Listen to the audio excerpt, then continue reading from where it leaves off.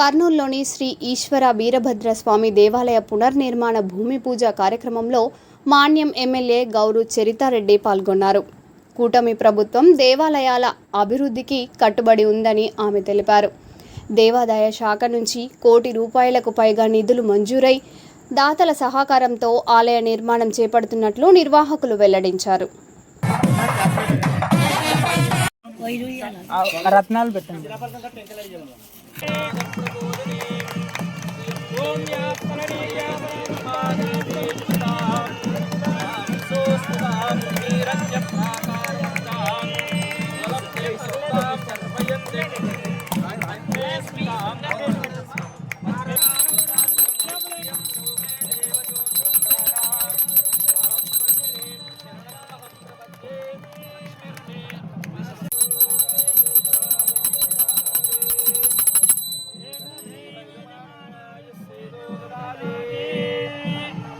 జై నమ పార్వతీ హర హర మహాదేవ.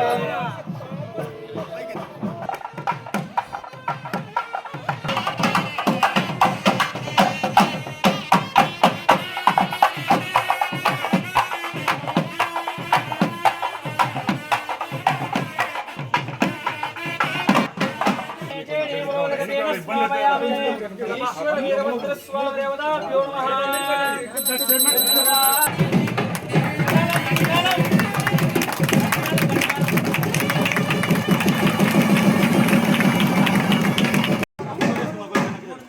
ఒక నిమిషం.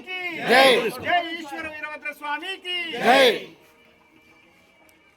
ఓకే రెడీ మేడం, ఒక్క నిమిషం. కాదు, ఈ కల్లూరులోని శ్రీ ఈశ్వర వీరభద్ర స్వామి దేవాలయ పునర్నిర్మాణం కోసం మాకు అదే దాతలందరూ కల్లూరు గ్రామస్తులు మరియు చుట్టుపక్కల ఉన్న అందరు దాతలు మాకు సహకరించినారు.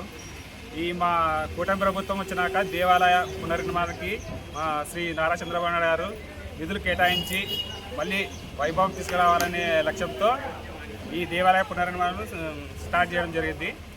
అందులో భాగంగా మేము కూడా ఇది 200 ఏళ్ళ చరిత్ర గల శ్రీ ఈశ్వర వీరభద్ర స్వామి దేవాలయము పునర్నిర్మాణం కోసం పాణ్యం ఎమ్మెల్యే గారు శ్రీ గౌరీ చరితారెడ్డి అక్క గారు వద్దకు వెళ్ళి మేము అంతా కల్లూరు గ్రామ పెద్దలందరం కలిసి అభ్యర్థన చేసినాము. దానికి సానుకూలంగా మా గౌరీ చరితారెడ్డి అక్క గారు సహకరించి, అలాగే మా కల్లూరు గ్రామ పెద్దలందరూ కూడా సహకరించి దాతలు విరాళాలు ఇవ్వడం జరిగింది. ఈ దాదాపు ఈ దేవాలయ నిర్మాణానికి ₹1,50,00,000 నిధులను కేటాయించడం జరిగినది. అందులో దాతలు 35 లక్షలు దాకా ఇచ్చినారు.